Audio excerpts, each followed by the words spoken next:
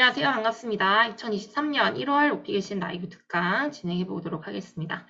자, 이번 달 주제는 차분하고 여유 있는 인상을 주는 발화 훈련을 어떻게 해야 되는지 여러 가지 전략들을 좀 알려드릴 건데 수업을 들으시는 분들은 제가 평소에 이제 많이 강조하는 것들이라서 이미 적용을 하시면서 훈련을 하고 있으시다면 잘 하시는 거고요.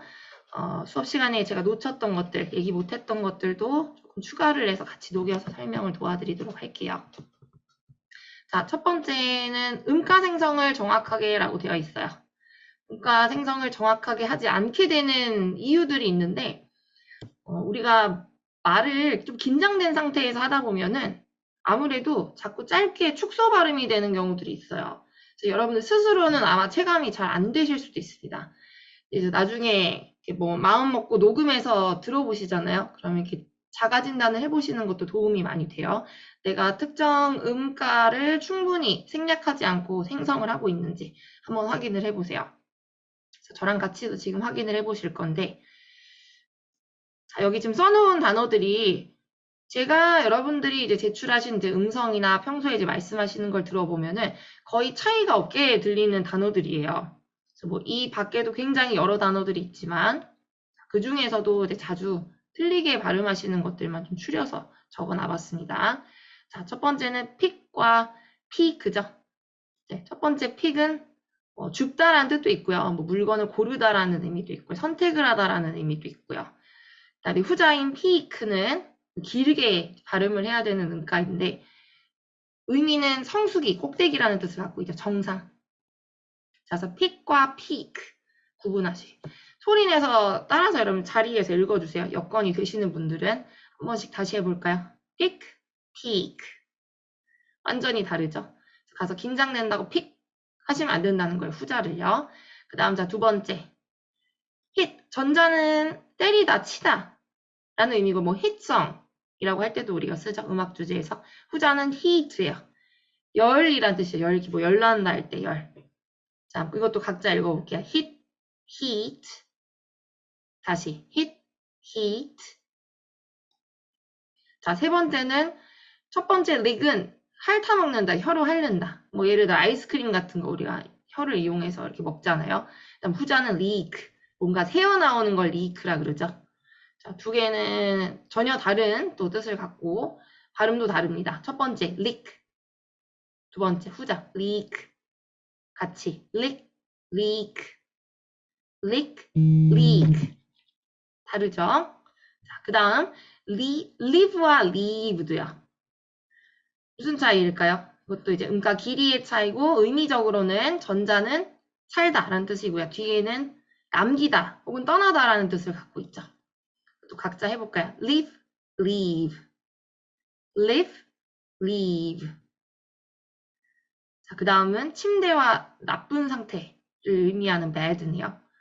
이것도 구분해서 bad, bad, bad, bad. 우리가 실제 답변에 사용하는 빈출 어휘들만 써놨어요. 일부러. 생전 안 쓰시는 걸 뭐 연습하실 필요는 없잖아요. 그죠? 그 다음은 죽었다와 아버지. 네, 공교롭게 또 이렇게 같이 붙어 있으면 안 되는 단어 같은데. 네, 그러네요. 우연히. 자, 그래서 죽었다. dead. My phone was dead 할 때 배터리 꺼졌다. dead, dead. 아빠, dad. dead, dad. 자, 그 다음 자, 이 두 단어도 많이 혼용해서 발음을 하세요. 등 할 때 우리 신체 부위 등, back이죠. back, 짧게, back. 가방, bag, bag. I bought a new bag. 해야지. I bought a new bag. 뭐 등을 새로 샀다. 이렇게 할 수는 없잖아요. 근데 그렇게 들려요. 정확하게 음가 생성을 안 하시면. 자, 그 다음 발과 음식. 발과 음식은 이거는 혼용해서 쓸 수가 없다는 거 아시죠? 당연히 의미적으로도요.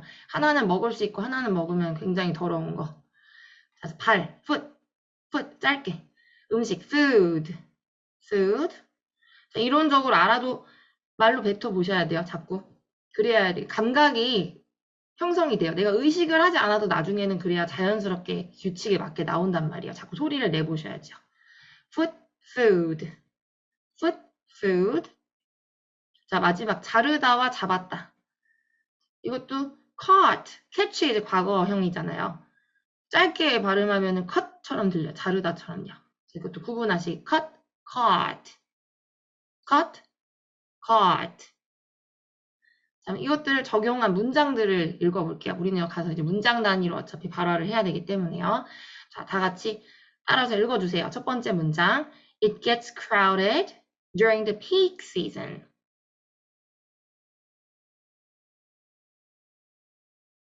네, 성수기에 사람들이 몰린다라는 의미죠. 두 번째, we can heat things up very easily with the microwave.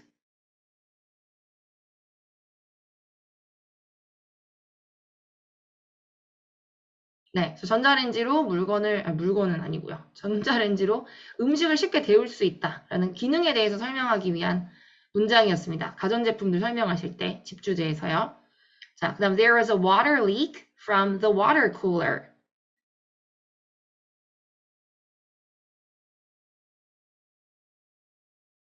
네, 읽어보시라고 텀을 드리는 거예요.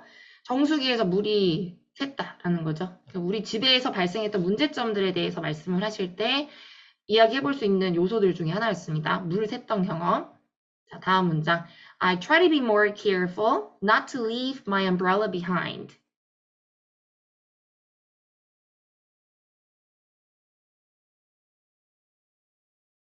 네, 우산을 두고 다니지 않으려고 노력합니다. 조심합니다. 자, 이 문장은 물건을 두고 와서 좀 골치 아팠던 경험, 롤플레이 13번에서 이 정형화된 유형이 있잖아요. 물건을 두고 온 경험에 대해서 물어보는 유형이 있죠. 거기서 사용을 하시라는 거예요. 뭔가를 두고 왔다. 자, 그 다음은 I had a bad stomachache. 내가 무진장 아팠어요. I had a bad stomachache. Bad. 자, my phone was dead. My phone was dead. 짧아야죠. 자, 다음 I think I left my bag behind in the taxi. I think I left my bag behind in the taxi. 네, 택시에 가방을 두고 내렸다라는 의미의 문장입니다. 이것도 롤플레잉에서 활용하셔야 되는 문장이에요. 자, 이런 유형의 기출이 있었죠. 그 다음 I try to cut back on unhealthy food. I try to cut back on unhealthy food. food 정확하게.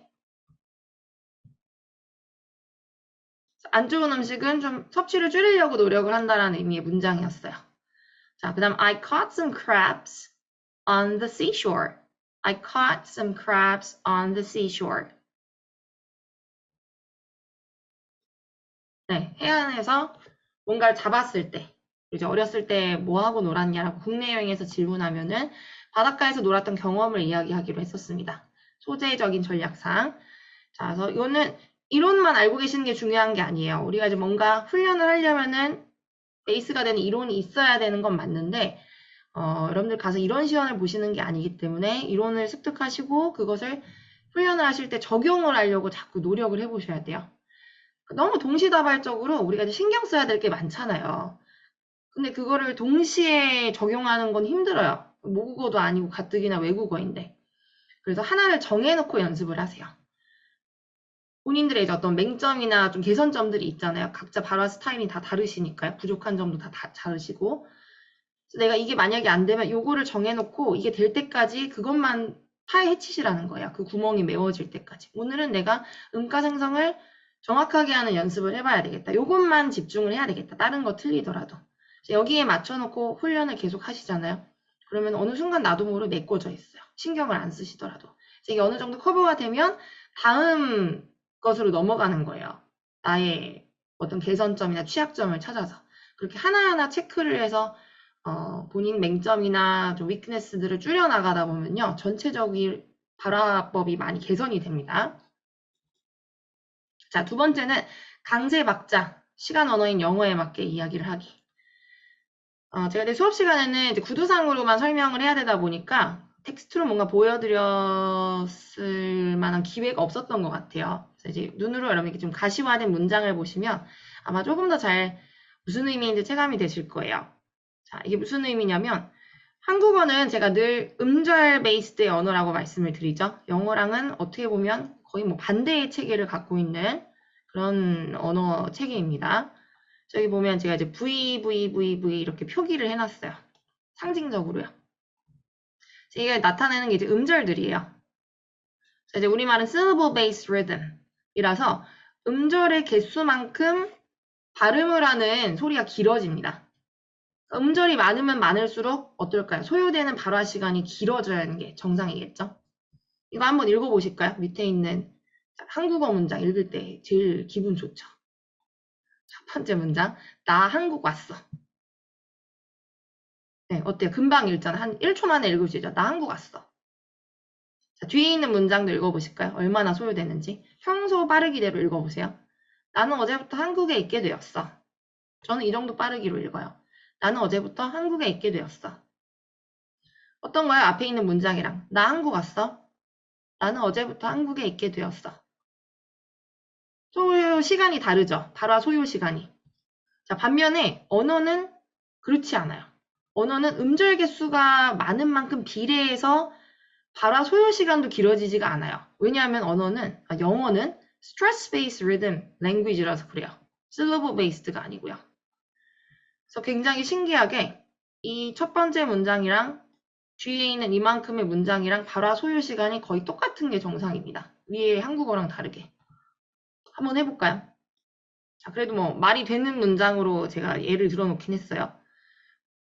자, Singers love music. 이런 문장이에요. 세 단어로 이루어져 있죠. 세 단어. 읽어보실까요? Singers love music. 한 1, 2초 정도 소요가 될 거예요. 그럼 자, 뒤에는 몇 단어로 구성이 돼 있죠? Singers love music을 일단 포함하고 있죠. Singers love music 플러스 앞에 뭐가 하나씩 더 붙어 있어요. 자, 그러면 2배란 말이에요. 2배라고 해서 말하는 시간이 2배이면 안 돼요. 영어는 그런 언어가 아니거든요. 자, 영어는 강세 중심의 언어이기 때문에 강세어랑 앞에 비강세어랑 묶어서 실제로 한 강세어를 발음하는 것과 똑같은 발화 소요 시간이 걸려야 돼요. 자, 무슨 말이냐면 이 singers 한 단어 발음하는 거랑 the singers 발음하는 거랑 말하는 속도는 차이가 없다라는 뜻입니다. 소요되는 시간은 똑같아야 돼요. love도 마찬가지예요. love랑 앞에 might love랑요. 발음하는 시간은 똑같아야 돼요. 그 다음 music과 their music도 마찬가지겠죠. 한번 해볼까요, 직접? Singers love music. 이었다면 The singers might love their music. The singers might love their music. 자, 앞에 있는 거랑 connected 돼서 한 단어처럼 움직여요. 앞에 있는 것들이 다 몰아서 그럴까요? 이유가 있어요. 이 앞에 있는 단어들의 특징 알고 계시는 분들 한번 공유해 보실까요? 얘네들을 뭐라고 우리가 카테고라이징 할 수 있죠? 어떤 종류의 단어라고 부를 수 있죠? 아시는 분들 채팅창에 한번 적어봐 주세요.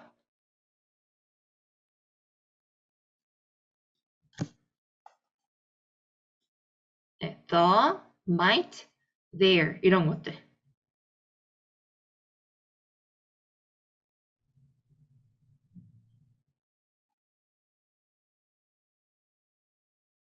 아시는 분들 없으세요?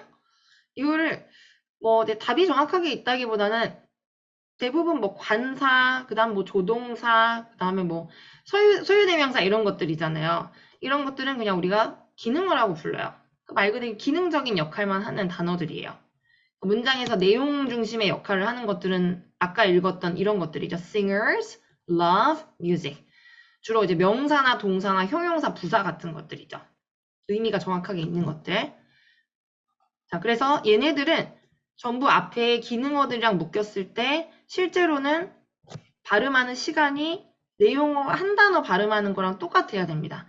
이거를 알고 있으면요. 여러분들 연습하실 때 여기에 맞춰서 리듬을 맞춰놓고 메트로놈을 틀어놓은 것처럼 이렇게 연습을 하시면 되기 때문에 훨씬 발화법이 자연스러워질 거예요.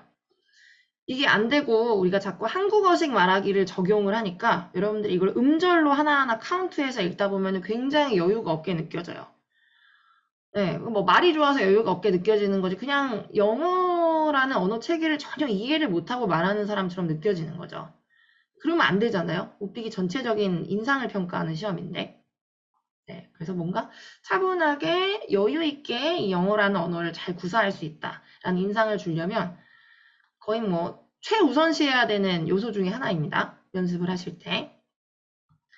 자, 그래서 아래에 보시면 단어 개수가 하나, 둘, 셋, 넷, 5개. 이게 대문자로 표기해 놓은 거는 내용어들이에요. 이게 만약에 발화 시간이 4초 정도 소요가 된다. 그러면 뒤에 앞에 뭐 기능어가 얼마나 많이 붙어 있든 내용어가 똑같이 5개잖아요. 아이고 하나 지워졌네. 네, 내용어가 똑같이 5개면은 이렇게 음절 개수가 많아도 똑같이 발화 시간은 4초 정도 소요가 돼야 돼요. 물론 거기서 뭐 마이너 한 0.12초 정도 차이는 있을 수 있겠죠. 개개인의 발화 속도나 스타일에 따라서요. 그러나 일반적으로는 시간이 일치하는 게 원리 원칙입니다. 그래서 이거를 이해를 하시면서 연습을 해보세요. 문장 단위로 여러분들 연습을 하실 때 소리 내면서. 그래서 정리를 좀 하자면요. 훈련 포인트는 약세 음절들은 모두 모음 발음을 슈아 발음으로 처리해야 돼요. 자, 슈아 발음이라는 게 어떤 거냐면 이거예요. 알파벳 E 거꾸로 뒤집어 놓은 거라고 하잖아요. 제가 항상. 약간 이런 소리가 나는 게 슈아 발음이에요. 소리 내보세요. 네, 이게 슈아 발음. 우리말 도금으로 적으면 으와 사이 정도의 음가로 생성하면 되거든요. 약간 이렇게요. 그래서 모든 모음을 이렇게 축소 발음하셔야 돼요.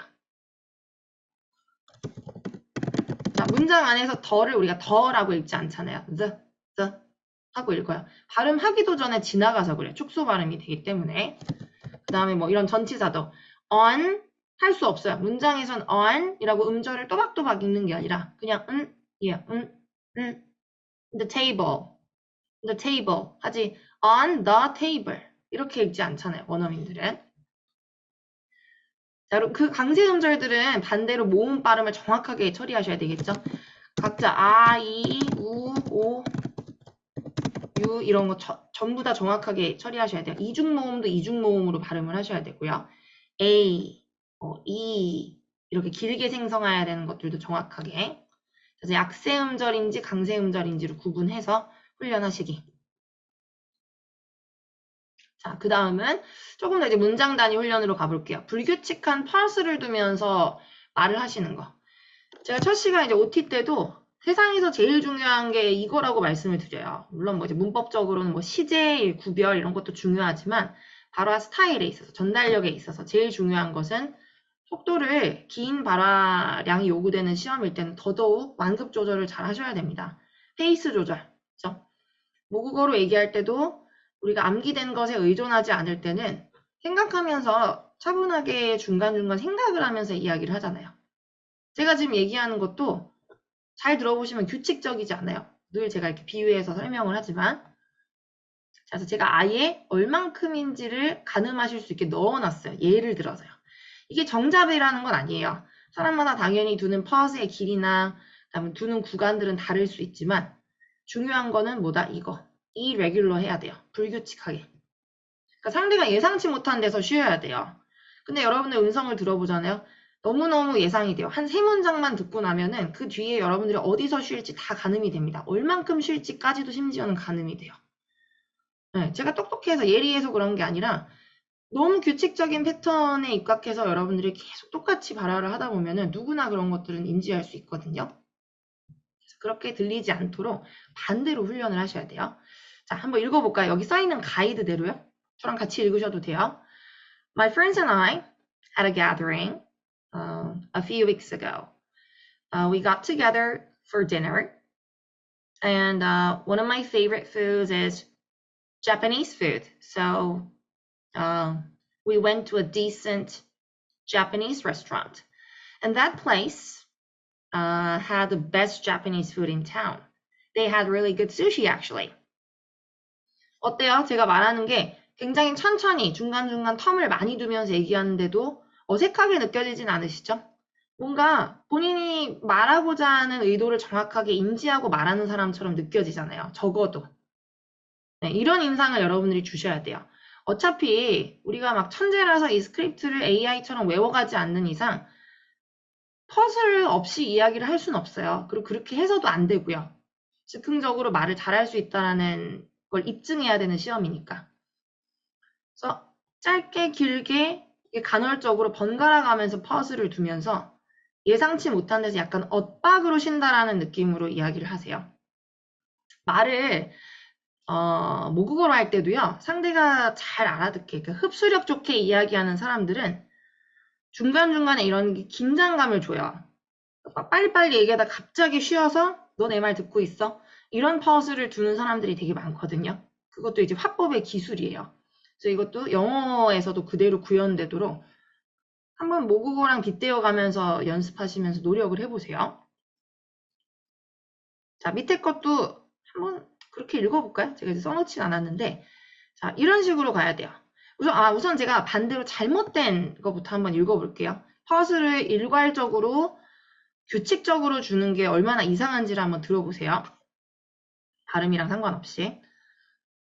When we got there, we first decided where to sit. And then we looked at the menu. We decided what to get. We ordered several dishes, including a combo menu. And when the food came out, we started to eat. The main dish and the side dishes were very tasty. I think the food tasted extra good because I was starving. 어때요? 제가 뭐 조금 과장해서 읽긴 했는데 대부분 여러분들이 이런 식으로 발화를 하시거든요. 뭐 암기된 내용에 의존을 하든 안 하든. 근데 제가 두 문장 읽으니까 파악이 되죠. 저 사람 다음 문장이 또 그렇게 읽겠네라는 게 어느 정도 머릿속으로 가늠이 되시잖아요. 그 상대방 머릿속에서 가늠이 되지 않게 하는 게 포인트입니다. 그래서 짧게 길게 짧게 길게. 그리고 거기에 이제 뭘 더 붙이냐면요. 아까 들으신 분들은 이제 눈치 빠르신 분들은 들으셨겠지만 스크립트에 없는 거를 제가 뭔가 넣어서 얘기를 했어요. 일부러 넣은 게 아니라 제 습관이에요. 말을 이제 문장과 문장을 자연스럽게 결속시키려면은 당연히 이런 것들이 입 밖으로 나올 수밖에 없는 구조상 그렇거든요. 그래서 우리도 외국어를 배우는 단계에서는 자연스럽게 바로 나오긴 힘들기 때문에 처음에는 어쩔 수 없이 뭔가 학습하셔서 암기된 내용에 의거하셔서 답변을 하셔야 돼요. 네, 암기를 해서 읽는 게 나쁜 게 아니잖아요. 우리가 모든 처음 공부하면 뭔가를 이제 외워가지고 그거를 활용하는 것부터 시작을 하기 때문에 이거를 적재적소에 쓰려면은 하나하나 뭐가 있는 줄 알고 그 기능을 그냥 암기를 하시는 수밖에 없어요. 아, 이럴 때 쓰면 좋겠구나. 이건 이런 의미니까 어떤 상황에 맞춰서 써야 되겠다. 이런 것까지요. 자, 그러다 보면 이제 나도 모르게 어떤 순간에 내 입이 이미 말을 하고 있어요. 내가 그렇게 하기 싫어도요. 자, 그런 것들이 제가 지금 노란색으로 표기해 놓은 이런 연결사들입니다. 뭐 연결어라고 말하기 좀 애매한 것들도 있어요. 그냥 일반적인 discourse markers 같은 것들 있죠. 제가 늘 강조하는 담화 표지어들. 문장과 문장을 그냥 발화자가 자연스럽게 연결시키기 위해서 쓰는 도구들. 제가 책이나 컨텐츠에는 이걸 다 넣어놓진 않았어요. 그 이유 아시죠? 가독성이 너무 떨어지잖아요. 이걸 책마다 다 넣는다고 생각을 해보세요. 핵심 문장들만 넣어놨기 때문에 거기에 중간중간 적소라고 판단 내시면 이런 것들을 간헐적으로 삽입을 해주시면 됩니다. 자, 넣어서 읽어볼게요. 그럼 My friends and I had a gathering a few weeks ago. We got together for dinner, and one of my favorite foods is Japanese food. So we went to a decent Japanese restaurant. And as far as I know, that place had the best Japanese food in town. And yeah, they had really good sushi actually. 이런 식으로요. 이렇게 나와야 돼요. 이게 없다고 쳐볼까요? 이게 없으면요. 뭐 줄줄줄줄 스피치 연설 같은 거 읽는 사람 같아요. 주어진 스크립트를 그냥 가서 발표하는 사람처럼 느껴져요. My friends and I had a gathering a few weeks ago. We got together for dinner. One of my favorite foods is Japanese food. So we went to a decent Japanese restaurant. That place had the best Japanese food in town. They had really good sushi actually. 차이가 느껴지시죠? 네, 뭔가 가서 뭐 시 낭송하는 것 같은 느낌이 나잖아요.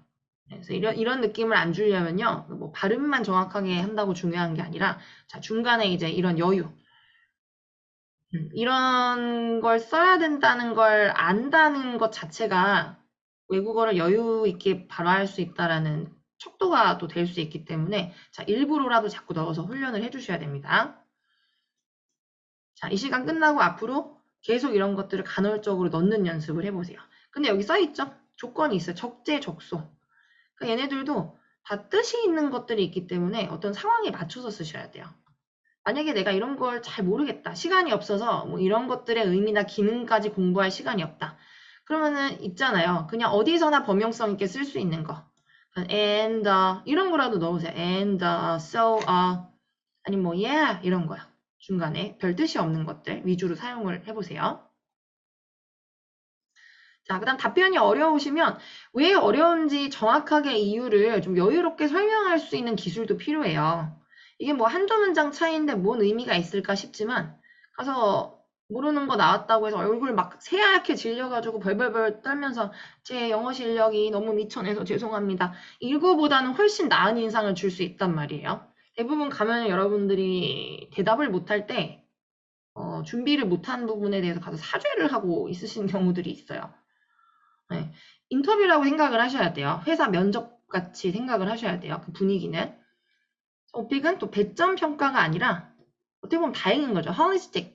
전체적으로 인상을 보고 평가를 하는 거기 때문에 그냥 전반적으로 2번부터 15번까지 나는 영어를 엄청 차분하게 그리고 여유를 부리면서 말할 수 있어요. 조금 부족하더라도요. 문법 이런 것들이. 이런 인상을 주는 게 중요하단 말이에요. 그래서 심지어 모를 때도 벌벌벌 떨고 있지 마시고 왜 답을 못하는지 상황을 설명을 하세요. 그리고 이거는 문장을 몇 개 이해하시고 암기를 해가셔도 괜찮잖아요. 네, 처음에는 다 암기를 하셔야 돼요. 어쩔 수 없어요. 가서 뭔가 쓰려면은 그 학습된 표현을 기반으로 말씀하셔야 되기 때문에 괜찮아요. 암기를 너무 괴로워하지 마세요. 해당 경험이 없어서 질문이 들어왔는데 그런 경험이 없는 거예요. 아니면은 실제로는 있지만 약간 준비를 못한 상황이다. 뭐 준비를 못했어 이렇게 하면 안 되잖아요. 솔직한 건 또 독이 되니까 가서 이런 경험은 해본 적이 없는데요 라고 정확하게 전달을 하세요. 자, 뭐 그런 거에 대한 이제 예시 문장이 있다면요. 여러 가지로 표현할 수 있지만 Well, I've never had that kind of experience in my life. So, I guess I don't have much to say about this topic for now. 전 여태까지 그런 적은 없는 것 같은데요. 그래서 지금 당장의 만큼은 본인이 질문한 거에 대해서 여러 가지 답변을 줄 수가 없네요. 이렇게 하면 얼마나 여유롭게 느껴져요. 그쵸? I'm sorry, my English is very bad. 이렇게 하는 거에 비해서. 자, 너무 오래전이라서. 오픽션에 정형화된 유형 중에 하나가 과거 경험을 묻는 유형이 있었어요. 그 중에서도 어린 시절에 대한 추억을 묻는 경우들이 많았죠. 자, 그러면 어드밴스형은 과제 수행력을 입증을 웬만하면 하는 게 다 좋아요. 왜냐하면 가중치가 높잖아요. 어드밴스형은 이제 변별력이 높기 때문에 웬만한 건 대답을 다 잘 하셔야 되지만 이거는 최악의 경우를 말씀드리는 거예요. 도저히 답을 못하겠다. 어렸을 때 경험? 뭐 모르겠는데 그러면 너무 어렸을 때라 기억이 가물가물하다라는 것까지도 영어로 표현을 하시는 거예요. 네, 그러면서 이렇게 내용상 얼버무려야지 가서 말을 얼버무리고 있으면 안 되겠죠? 마이너스겠죠?